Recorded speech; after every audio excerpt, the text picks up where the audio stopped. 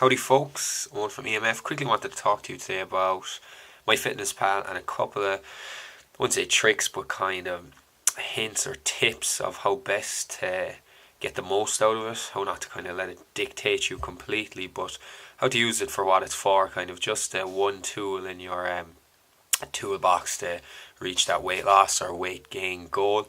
So number one is the streak option that pops up when you say, oh, I've done 10 days in a row, 20 days in a row, 30 days in a row, to actually be a bit mindful of that and say, yeah, look, maybe last time I went on it I did 4 days in a row. Next time I might try do 8, and time after that maybe 16. Okay, my own record is 70 days in a row, so anyone try and beat that, you'll be doing okay. But I've seen people do a couple of 100 days in a row. Okay, what that'll tell you is just how much of a habit it's becoming, and that as the days go on it gets easier and easier, and you see it goes to 40 days, 60 days, 80 days, and you know you're actually doing something really good for your results then, okay, if you're sticking to it. And the second one then is just when you're putting in the data, putting in the foods, if it has a label, to scan it, because anyone can edit it. You know, when you, let's say you type in couscous, you could get 5 different options. One could be a brand, one could be Aldi, one could be Tesco, and another could be just some Joe that just put it in and kind of guessed it, right? So if a thing has a packet and a label, do scan it, because then you know more or less what's in it, and you could always just check the label too, just to make sure that what you scanned was correct, because I just had some people before typing in something they thought was far less than what it was, or that they thought it was more, and that discrepancy over the food they eat quite often can be a couple of 100 calories that can be putting their weight loss out of kilter, and they're wondering why is this happening. So that's just something you can just be a bit more diligent when scanning foods or putting foods in.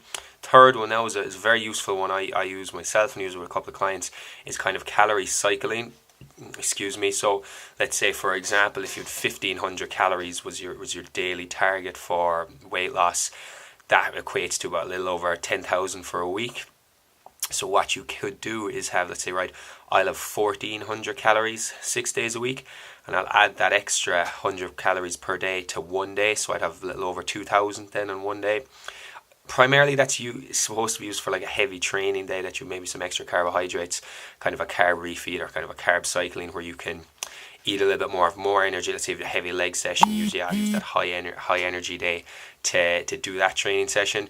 To be honest, I use it when I'm going out, because it just helps me lead a more normal life when trying to do all this. It helps me socialize. I say, look, and even on that day, I know where I have that extra amount of calories, I'll have a lighter lunch, maybe a sparse enough breakfast, and I might have up 1000 to 1200 calories to use on them.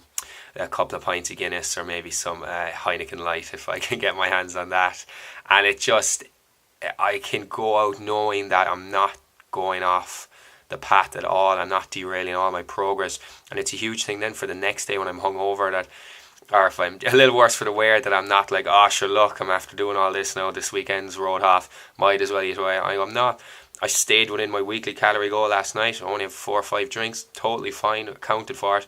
And then on that Sunday or that next day, I'm not all over the place just eating for the sake of it. That not Sunday's back on it, back to the normal calories, and come Monday, I'm still on course for weight loss. And that's a great way to set up your diet. But you have to just be a little bit more conscious of the numbers and kind of figure out how you can do it. But for 10 minutes of work on your calculator or a piece of paper, figuring it out, it's well worth it. Okay. Any questions, or even how to get that carb cycling thing going, let me know, and I can help you out with it. Alright, thanks.